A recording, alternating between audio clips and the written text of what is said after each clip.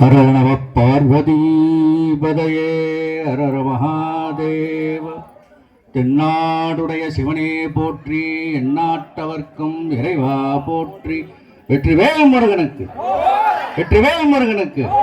திருவடியும் தண்டையும் சிலம்பும் சிலம்பூடுருவப் பொருவடிவேலும் கடம்பும் தடம்பும் தடம்பு எம்மாறிரண்டும் மறுவடிவாடவதனங்கள் ஆறும் மலர்கண்களும் குருவடிவாய் வந்து எம்புள்ளம் குளிர குதிகொள்ளவே.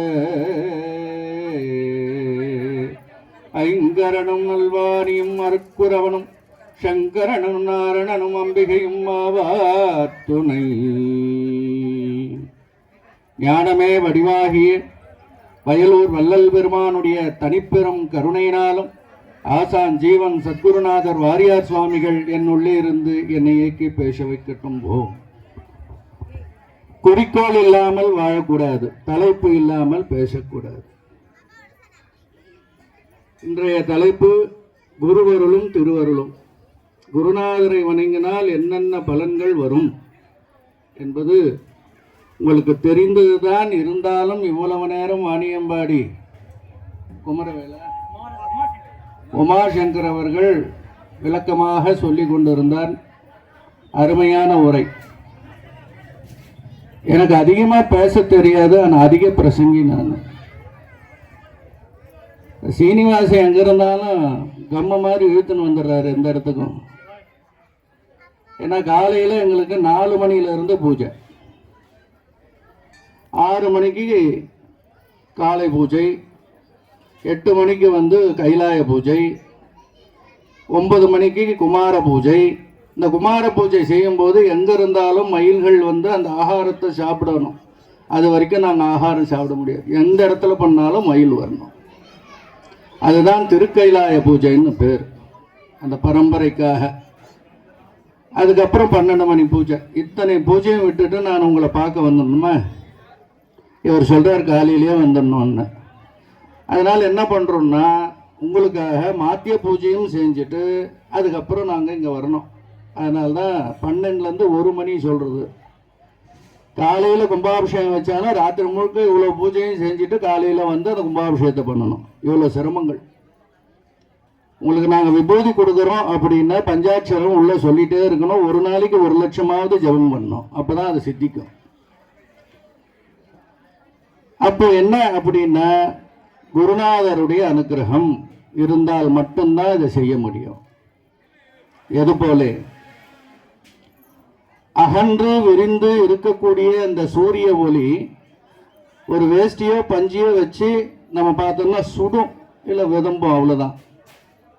இந்த சூரியகாந்தி கண்ணாடியின் கீழே அந்த வேஷ்டியோ பஞ்சியோ வச்ச ஒரு 10 நிமிஷத்தில் புகை வரும், சாம்பலாகி எரிந்து விடும். சூரியகாந்திக்கு இழுக்கும் பவர் அதிகம். அதுபோல ஞானிகளும் மகான்களும் காவேரி கரை, கங்கை கரை, நதிகள், இந்த கரைகளில் ஜீவசமாதி அடைவது வழக்கம். ஜீவசமாதின்னு என்ன? உட்கார்ந்த உடனே அப்படியே ஜீவன் மூலாதாரம், சுவாதிஷ்டானம், மணிபூர்கம், அநாதகம், விசுத்தி, ஆக்ஞா, ஆராதாரம், சகசிராரத்திலிருந்து 6 ஆதாரங்களை சேர்ந்து சகசிராரம் போய் அங்கிருந்து அந்த ஜீவனாகப்பட்டது சிவலோக கைலாய பதவிக்கு போய் அடைந்து அங்கிருந்து திரும்பி இந்த உடல்ல அப்படியே நிற்கும். அதுதான் ஜீவசமாதி. இப்போ நீங்கள் எல்லாரும் புதைத்தாலோ எரித்தாலோ சாம்பலாயிடும், இல்லைன்னா அந்த புதவுண்ட பிணமானது எலும்பா போயிடும். கொஞ்ச நாள் போனால் அதுவும் இருக்காது, மண்ணு சாப்பிட்டுடும். இந்த ஜீவ சமாதியில் இருக்கிறவங்க இன்னும் இருப்பாங்க. என்னைக்கு வாழ்ந்து கொண்டு இருந்தார்களோ, எப்படி அவர்கள் ஜீவ சமாதியானார்களோ அதுபோல அப்படியே இருப்பாங்க. அப்போ அங்கே என்ன அப்படின்னு கேட்டால், அகன்று விரிந்து இருக்கக்கூடிய அந்த சூரிய ஒளியை ஈர்த்து சேர்த்து கொடுக்கக்கூடிய அந்த சூரியகாந்தி கண்ணாடியினுடைய வெளிச்சமானது அந்த ஒளி சேர்ந்து அங்கே பட்டு அந்த வேஷ்டி வெதும்பும் போலே அந்த ஜீவசமாதியில் நாம் எல்லோரும் வேஷ்டியாக இருந்து அந்த வேஷ்டியிலே வினைகளாக தெரிந்து பாவங்கள் பல செய்து இருந்தோமானால் அந்த ஜீவசமாதியை தரிசனம் செய்தால் அங்கிருந்து நம்மளுக்கு வினை அற்று போகும். அதுக்கு குருன்னு பேர். குருன்னு என்ன? செய்வித்தல். இப்போ குருநாதருடைய அனுகிரகம் பெற்ற என்ன ஆகும்னா வினைகள் வேரோடு போயிடும். அதனால்தான் அங்கங்க ஜீவ சமாதிகள். எல்லாருக்கும் சமாதி இருக்குது, எல்லாரையும் போய் வேண்டுறோமா, கூட்டம் சேருமா? அந்த இடத்துல ஒரு விதமான ஆக்ரோஷணங்கள், ஆக்ருஷ்ணங்கள், அந்த 8 விதமான மோகனம், வஷ்யம், சம்பனம் என்று சொல்லக்கூடிய 8 விதமான சித்திகள் அதில் அடைந்து அஷ்டமா சித்தி வழியாக நமக்கு அனுகிரகம் செய்கிறார்கள். இந்த வேதத்தில் என்ன சொல்றதுன்னா, ஹம்சம்சாய வித்மஹே பரமஹம்சாய தீமஹி தன்னோ ஹம்ச பிரச்சோதயாத். எல்லா அம்சங்களும் அதுக்கு உண்டு. அந்த 2 பாதகைகள் கூட அந்த பவர் உண்டு. அந்த 2 பாதகை தான் தலைமையில வச்சுக்கிறார் யாரு, மாணிக்க வாசகர். இவ்வளவு நேரம் நம்ம பழனியை எல்லாம் திருமுறைகள் பாடியிருப்பாங்க, திருவாசகம் பாடியிருப்பாங்க. இந்த மாணிக்க வாசகர் சென்னையில 2 பாத சுவடுகள் சூட்டினார் அப்படின்னு பேர். எதனால அப்படின்னா இந்த சகசிராரம் ஓப்பன் ஆகும். அதுதான் ஜீவசமாதி. ஏன்னா கதை விடுறீங்களா சாமி, நாங்களும் பார்க்குறோம், கல்லு தாங்குது, சிவலிங்கம் தாங்குது. எந்த மதத்தாரும் வழங்கப்படாத ஒரு விஷயம் நம்ம இந்து மதத்தில் சனாதன தர்மத்தில் மட்டும்தான் இருக்கு. சனாதன தர்மம் என்று சொன்ன தமிழர்களாகிய இந்துக்களாகிய நாம், நீ ஜாதி அதாவது முதலியாயிரு, நாயுடுவாயிரு, இருக்கின்ற ஜாதிகள் மொத்தம் 108 ஜாதி இருக்கு. தாழ்ந்தவன் உயர்ந்தவன் என்பதே இல்லை. எல்லாரையும் அர்த்தம் அதே ரத்தம் தான் வரும். நம்ம தான் ஜாதியை பிரித்து அதை பார்க்குறோம். ஆனால் அது பொறுத்தாது. ஜனனி ஜன்ம சௌக்கியானாம் வர்தனி குல சம்மதாம் பதவி பூர்வ புண்ணியானாம் லிக்கியதே ஜன்ம பத்திரிகான்னு எழுதுவாங்க குழந்தை பிறந்த உடனே. என்ன அப்படின்னா, நீ செய்த பாவமும் புண்ணியமும் தான் அடுத்த ஜன்மாவை உண்டாக்குகிறது. அப்ப அந்த பாவமும் புண்ணியமும் எப்படி வருகிறது என்றால், போன ஜென்மம் செய்த பாவங்கள் உன்னோடு தொடர்ந்து வருகிறது. அதனால்தான் இது நம்முடைய திருவாசகத்தில் ஒரு பாடலும் உண்டு. புல்லாய் பூடாய் புழுவாய் மரங்களாய் பல்மிருகங்களாய் பறவையாய் பாம்பாய் அப்படின்னு தொடர்ந்து சொல்லிட்டே வருவார். கடைசியில தேவராய் மனிதராய் அப்படின்னு வரும். இப்ப மனித பிறப்பு என்ன, எல்லா பிறப்புக்கும் பெரியது. அது என்ன பண்ணணும் அப்படின்னா, மனுஷனுக்கு மட்டும்தான் ஜீவன் ஒன்று கொடுத்துருக்கு. அந்த ஜீவன் என்ன அப்படின்னா நம்முடைய ஆத்மா. ஆத்மாவுக்குள்ள உடம்புக்குள்ள ஜீவாத்மா தங்கி உள்ளது. அதுக்கு எப்படி என்ன உதாரணம் வாரியா சுவாமிகள் சொல்லுவார்னா, டயருக்குள்ள டியூபு, டியூபுக்குள்ள காத்து.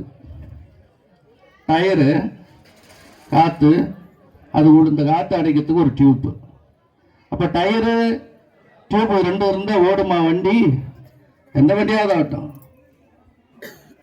என்ன ஓடுமா?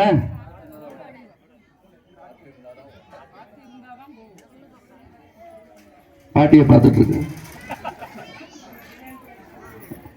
அப்ப காத்து இருந்தாதான் போகும் அப்படின்னா, அப்ப அதே மாதிரி நம்முடைய உடல்ல சுவாமிகள் இந்த உடம்பை கொடுத்திருக்கார். அது ரத்தம் கொடுத்துருக்காங்க. நரம்பு 27,21,063 நரம்பு முடிச்சு இருக்குது இந்த தலையில். அதுக்கு உச்சி முதல் பாதம் வரை போகும். தினமும் நாம் அதை கவனிச்சாவே போதும். அதனால்தான் பெண்களுக்கு அந்த உணர்வுகள் வர வேண்டும் என்பதற்காக தான் மெட்டி அணிவது. மெட்டி யார் யார் போட்டு நீங்கள் போறீங்கன்னா அவங்க அம்மா வீடும் புருஷன் வீடும் சௌக்கியமாக இருக்கும். அதனால தான் 2 மெட்டி போடுறது. அதே மாதிரி அருந்ததி பார்த்து, அருந்ததி அவங்க வாழ்ந்த மாதிரி நீங்கள் வாழணும்னு அந்த மெட்டியை போட்டோம்னா அருந்ததியை காட்டுவாங்க மேலே. அந்த அருந்ததிக்கு அந்த குணம் உண்டு, வாழ வைக்கிற குணம் உண்டு. அதே போல் பனை ஓலையில் கட்டி அதை ஒரு மகன் மகளுக்கு கட்டும்பொழுது மருமகன் ஆகிறான். அதுக்கு தாலின்னு பேர். அது இன்னார் மகனை இன்னார் மகள், இன்னார் மகள் இன்னார் மகனை கட்டி கொண்டதுன்னா அதுக்கு ஒரு சனாதன தர்மத்தில் மட்டும்தான் இது உண்டு. அவங்க ஆரம்ப காலத்திலிருந்து முடிகிற வரைக்கும் ஒற்றுமையாக இருக்க வேண்டும். இது தமிழுடைய மரபு. அதுக்கு தான் சனாதனம் அப்படின்னு பேர். சமஸ்கிருதத்தில் சனாதனம். அப்படி வாழ்ந்து மனைவியோடு இருந்து மக்களாக இருந்து அவங்களோடு இருந்து சந்நியாச வாழ்க்கை வாங்கி அதற்கப்புறம் அவங்க அந்த ஜபதவங்கள் செய்து ஜீவசமாதி அடைவார்கள். உதாரணத்துக்கு இன்னும் நம்முடைய ஒரு குருநாதராகிய வைணவத்தில் 1600 வருஷம் ஆகுது, உயிர் அப்படியே இருக்குது, உடம்பு அப்படியே இருக்குது. நீங்கள் போய் பார்க்கலாம் ஸ்ரீரங்கத்தில் ராமானுஜரை.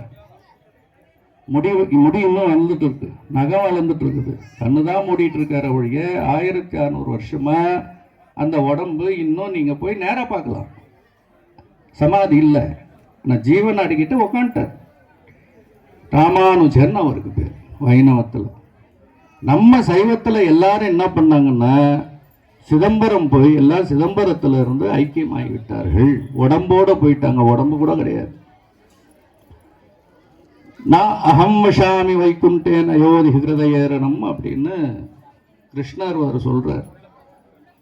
கலியுக தர்மசாஸ்திரத்தை சொல்லும்பொழுது கலி என்றால் பொய்யின் அர்த்தம்.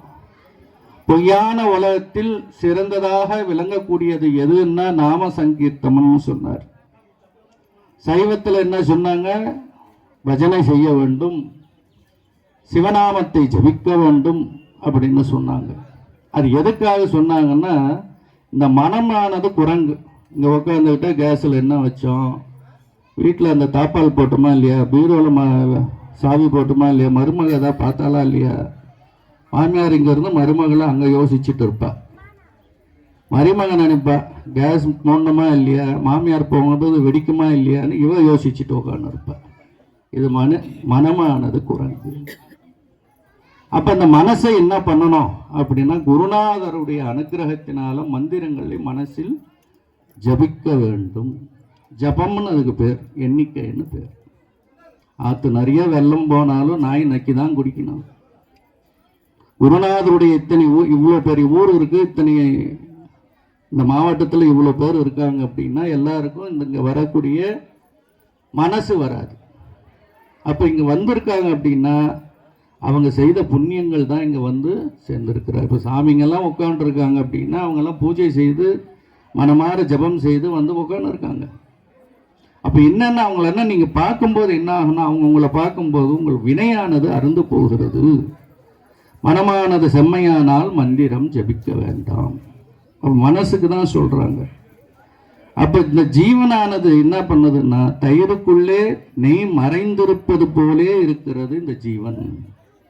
ஒரு பாலை வாங்குறோம், அதை காசுறோம், அதுக்கப்புறம் புறையிடுறோம், தயிராக்குறோம், மறுநாள் சிலுப்புறோம், அதுக்கப்புறம் அதுலேருந்து வெண்ணெய் வருது. வெண்ணெய் திரண்டு வந்ததுமா அது முதல்ல என்ன பண்ணணும், தண்ணியில் போடணும். அந்த வெண்ணெயிலேருந்து தண்ணியை பிரித்து எடுத்து மறுபடியும் அந்த தண்ணியில் இருக்கிற வெண்ணெயை எடுத்து கடாயில் போடுறோம், அதை காசுறோம். காசுனான பிறகு என்ன வரும்? அப்போ எவ்வளோ இந்த நெய் எங்கே இருக்குது? பாலில் இருக்குது. இவ்வளவு அதுக்கே நாம் செய்கிறோம் இவ்வளோ அப்படின்னா, நம்ம எவ்வளோ பாவங்கள் பண்ணிட்டு இந்த மனித ஜென்மத்தில் வந்து உட்கார்ந்துருக்கணும். அப்படியே நாம் பாவம் பண்ணணும். புரியுதா நான் சொல்றது? அப்போ என்ன, பால் தான் நாம்பு, சுட வைக்கிறது தான் கோயில், உள்ள இருக்கிற மூர்த்தி தான் பக்குவப்படுத்தும் புறமூர். அவருடைய மந்திரங்களை நாம் ஜபம் செய்யும் பொழுது அது செலுப்புது. அந்த மந்திரமானது திரட்டி வெண்ணையை திரட்டி எடுத்துட்டு வந்து நெய்யா மாத்துது. அந்த நெய் தான் அனுகிரகம். அனுகிரகம் முடிஞ்ச உடனே உனக்கு 60 வயசாகி போச்சு, உள்ள போ அப்படின்னு என்ன சொல்றாரு, யமனுக்கு சொல்லி ஒரு லாயர் நோட்டீஸ் ஒன்று கொடுப்பா அவங்களுக்குன்றார். என்னது அது? சிவன் சொல்றாரு 60 வயசு முடிஞ்சு போச்சு, ஒரு லாயர் நோட்டீஸ் விடுன்னு. அவர் என்ன சொல்றாரு, சரி சாமின்னு தலையிலேருந்து தானே வரணும், அதுதானே கனமாக இருக்கும் அப்படின்னு எல்லாருக்கும் கருப்பாக இருக்கிற முடிய ஒரு வெள்ளை முடியாக காட்டிட்டு வர்றாரு. என்ன, நீ சீக்கிரம் சேர்ந்துட்டு போகிற, உஷாராருன்னு. நம்ம டையாக போகிறோம்னு தெரியாமையே டை அடிச்சுட்டு உட்காந்துக்கிறோம் தலைக்கு. அவன் விடுறது டை, நீங்களும் அவனையே ஏமாத்ததுக்கு டை அடித்தாலும் உனக்கு என்ன, நீ எப்படி இருந்தாலும் உன்னுடைய நிமிஷ நேரத்தில் அந்த உயிரை அவன் எடுத்துகிட்டு போயிட்டே இருப்பான். கருட புராணம்னு ஒரு புராணம். நம்ம வேதங்கள் ரிக்வேத யஜுர் சாம அதர்வனம், அதற்கும் மேலே ஒரு வேதம் சிவமகா ரகசியம். அந்த ரகசியத்தில் தான் எல்லாமே வருது. விஷ்ணு புராணம் தனி, கருட புராணம் தனி, சிவபுராணம், கந்த புராணம், புராணங்கள் தனி. அந்த மாதிரி புராணத்தில் வந்து கருட புராணம் என்ன சொல்லுது, மனிதன் வாழ்க்கை எப்படி இருக்கும், அவன் இறந்த பிறகு எப்படி போகிறது, அந்த ஆத்மா எங்கே இருக்கிறது, இந்த ஆத்மாவில் என்னென்ன செய்ய வேண்டும் அப்படின்ற கர்மாக்களை கூறுகிறது தான் அந்த கருட புராணம். நாம் கருட புராணம் இல்லை, எந்த புராணமே படிக்கிறதில்ல. புராணம் படித்தவங்க வந்து சொன்னாலும் கேட்கறதில்ல. டிவியில் என்ன சொல்கிறோன்னா அதுதான் நாம் கேட்குறோம். உடனே இப்போ சீரியல் என்ன போயிட்டுருக்கோன்னு யோசனை பண்ணக்கூடாது. சீரியலை பார்த்தா சீரியஸ் ஆகிடுவீங்க. சுவாமியை இப்போ தரிசனம் பண்ண என்ன ஆகும்னு கேட்டால் எல்லா விதமான நன்மைகளும் கைகூடும். இது நான் சொல்லலை. நவாய நவரூபாய பரமாத்ம ஸ்வரூபிணே சர்வஞான தமோ பேத பானவே சித்கநாயத்தே சுதந்திராய தயாலுப்த விக்கிரகாய சிவாத்மனே பரதந்திராய பக்தானாம் பவ்யானாம் பவ்யரூபிணே விவேகினாம் விவேகாய விமர்சாய விமர்சினாம் பிரகாஷானாம் பிரகாஷாய ஞானினாம் ஞானரூபிணே புரஸ்தாத் பாஷ்யோ பிருஷ்டை நமஸ்குரியா தும்பரியதா. இந்த இரண்டு கையும் வணங்கும் போது, இந்த இரண்டு கையும் ஒன்றாக சேரும் போதுதான் மனம் அந்த இடத்துல செம்மையாகிறது. அப்ப திருவருள் எங்கிருந்து வரும் அப்படின்னா, இதை யாரை காட்டுவாங்க, எப்படி சொல்லுவாங்க அப்படின்னா, இப்போ ஒன்றும் இல்லை, இங்கே உட்காந்து இருக்கிறவங்க நிறைய கஷ்டம் இருக்கு.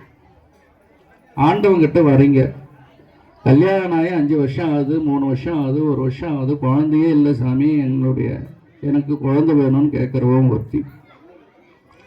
வருஷத்துல ஒரு நாளாவது என் வீட்டுக்காரர் என் பேச்சை கேட்கணும்னு ஒருத்தி. வருஷத்துல ஒரு நாளாவது என் மண்டாட்டி என் பேச்சு கேட்கணும்னு ஒருத்தர். குழந்தைங்க நான் படிக்கணும்னு சொல்லி வருது. வியாபாரிகள் எனக்கு அனுகிரகம் பண்ண வேண்டும், எனக்கு வியாபாரம் சிறப்பாக நடக்கணும்னு. திருடம் வந்து நினைக்கிறான், ராத்திரியில் நான் எந்த வீட்டுக்கு போனாலும் நீ கூடவே இருக்கணும், திருடுற வரைக்கும் எதுவும் நடக்கக்கூடாதுன்னு காப்பாற்றுன்னு வரான். அதுக்கு காவல்காரி என்ன வரான், காவல் பார்க்கும்போது எல்லாம் ஒரே கோயில் தான், ஒரே கோயிலுக்கு இவ்வளோ பேர் வரீங்க, உள்ளே இருக்கிற மூர்த்தி ஒன்று தான். ஆத்மாக்கள் என்னென்ன நினைக்கிறதோ அதுபடி அவர் ததாஸ்து ததாஸ்து ததாஸ்துன்னு சொல்லிட்டே இருப்பார். அப்படியாகட்டும் அப்படியாகட்டும் அப்படியாகட்டும்னு என்ன அர்த்தம், நீ என்ன சிந்தனை சிந்திக்கிறாய் அதுவாக நீ மாறுகிறாய். அப்போ நம்ம என்ன சிந்தனை செய்யணும், சுவாமி பக்கத்து வீட்டுக்காரகி கார் வாங்கி இருக்கிறா, அதை நாசனமாக போடணும்னு நினைக்கக்கூடாது. அவங்க எப்படி சிறப்பாக வந்தாங்களோ அந்த மாதிரி நான் வரணும், என்னை பார்த்து எல்லாரும் சிரிக்கக்கூடாது, நான் சிறப்பாக வரணும்னு நம்ம நினைக்கணும்.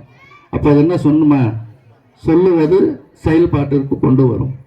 எல்லா உயிரினங்களுக்கும் காலையில் எழுந்தவுடனே எல்லா உயிரினங்களும் சாப்பிடணும், நல்ல விதமாக இருக்கணும், தண்ணி கிடைக்கணும், உணவு கிடைக்கணும், இது எல்லாமே அதுக்கு வேண்டிய எல்லா உயிர்களுக்கும் சேர்ந்து செய்ய வேண்டும். அதில் ஒரு உயிர் என்னையும் பார்த்துக்கும் அப்படின்னு வணங்கினா அது என்ன செய்யுமா, ததாஸ்து அப்படியே ஆகட்டோம்னா அது நடக்கும். அப்போது தாம்பூல பூரித முகிதாடி மீ குஷம பிரபாக 542வது ஸ்லோகம் நம்முடைய லலிதா திரிபுர சுந்தரி அந்த 1008 ஒரு நாமம். அது சஹஸ்ரநாமத்தில், லலிதா சஹஸ்ரநாமத்தில் தாம்பூல பூரித மிகிதாடி மீ குஷம பிரபான்னு சொல்லுது.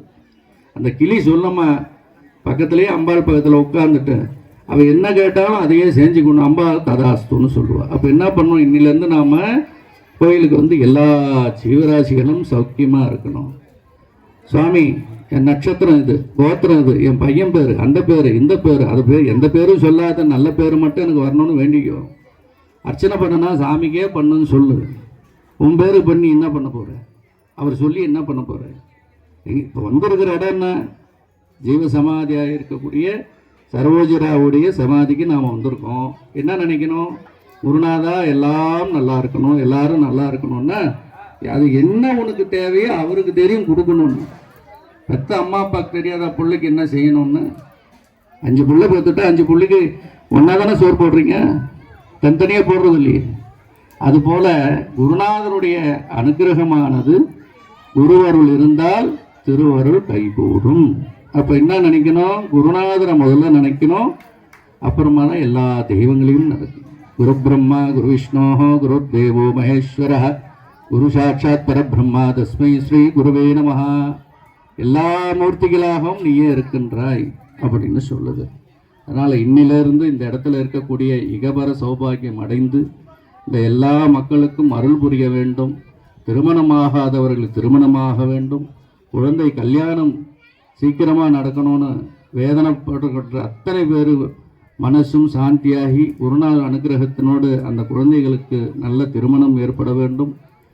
காதலாகி கசிந்து கண்ணீர் மல்கி என்று சொல்ல காதலிக்கிறவங்களுக்கு அவங்க விருப்பப்படி அம்மா அப்பாவுக்கு தெரிஞ்சு கல்யாணம் பண்ணிக்கணும். ஊரை விட்டு ஓடி போட்டுருவான், நாளைக்கு அவன் விட்டுட்டு இன்னும் ஓடி போயிடுவான். அதனால் பெண்களும் ஆண்களும் ஜாக்கிரதையாக இருந்து இந்த உறவுகள் கெடக்கூடாது. சனாதன தர்மத்தில் வாழ்வியல் அப்படின்னு பேர். சனாதன தர்மம்னு சொல்கிறதே என்ன அப்படின்னா நம்முடைய ஒழுக்கத்தை தான் சொல்லுது. ஒழுக்கம் விழுப்பம் தரலாம், ஒழுக்கும் உயிரினும் ஓம்பப்படும். இப்போ உயிருக்கும் மேலானது என்ன? நம்முடைய ஒழுக்கம். சாமி நான் குளிக்க முடியல, எனக்கு உடம்பு சரியில்லை, பரவாயில்ல, விபூதி வச்சுட்டு சுவாமியை ஒரு 10 நிமிஷம் சொல்லணும். அவருடைய பேரை நினைப்பா வச்சுக்கோங்க. அந்த சிவாய நமன மந்திரத்தை 5 மந்திரத்தை சொல்லுங்க. எல்லா விதமான நோய்களும் தீர்ந்துவிடும். ரொம்ப கஷ்டமாக இருக்க, ஜீவ சமாதியில் உட்காந்து கண்ணை மூடி உன்னுடைய கஷ்டத்தை சொல்லிட்டு ஒரு 10 நிமிஷம் பேசாமல் இருந்தாவே உன்னுடைய குறைகள் அனைத்தும் போயிடும். இன்னிலேருந்து நீங்கள் அந்த மாதிரி பண்ணி பாருங்கள், கண்டிப்பாக நடக்கும். இதெல்லாம் நாங்கள் அனுபவத்தில் சொல்கிறோம். அதனால் எல்லா திருவருளும் கைகூட வேண்டும் என்று சொல்லி, யாமோதிய கல்வியும் எம்மருளும் தாமே பெற வேலவர் தந்ததினால் பூமேல் மயல் மெய்ப்புணர்வின் நாமேர் நடவீர் நடவீரினியே. எல்லா பிள்ளைகளுக்கும் படிப்பு நன்றாக ஏறி சௌக்கியமாக இருக்க வேண்டும் என்று சொல்லி வாழ்த்தி, உருவாய் விளதாய் இளதாய் மறுவாய் மலராய் மணியாய் ஒலியாய் தருவாய் உயிராய் கதியாய் விதியாய் உருவாய் வருவாய் அருள்வாய் குஹனே. அரணம பார்வதி பதையே. தென்னாடுடைய சிவனே போற்றி. வெற்றி வேல்முருகனுக்கு, ஞான வேல்முருகனுக்கு, சக்தி வேல்முருகனுக்கு வாழ்க. வடிவம் என்பதா ஐயா ஞான தானம் தந்த உன்னை தந்தை என்பதா. தேடும் செல்வம் எல்லாம் உன்னருளன்றோ, பாடும் பாடல் எல்லாம் உன் புகழன்றோ. எந்த நேரமும் உன் நினைவன்றோ, எங்க குடும்பமும் உன்னை மறுக்குமோ. சத்குரு தேவா சத்குரு தேவா, உன்னை தெய்வம் என்பதா குருநாதன் என்பதா. உன்னை பார்த்து பார்த்து ரசிப்பதின அன்னை என்பதா. உன்னை கடவுள் என்பதா கருணை வடிவம் என்பதா. ஐயா ஞானதானம் தந்த உன்னை தந்தை என்பதா. குருவடி சரணம், திருவடி சரணம், குருவே சரணம், சிவமே சரணம், குருவே சரணம், சிவமே சரணம். முதலாக நம்மளுடைய ஜீவ சமாதிக்கு வருகை தந்த வள்ளிமலை ஆதீனம் ஐயா அவர்களுக்கு மனமார்ந்த நன்றியினை தெரிவித்துக் கொண்டு அத்தனை அடியாளுடைய சார்பான நன்றியினை தெரிவித்துக் கொள்கின்றோம். இப்பொழுது பூஜைக்கு ஆரம்பமாக அனைவரும் அங்கு செல்லும்படி கேட்டுக்கொள்கின்றோம்.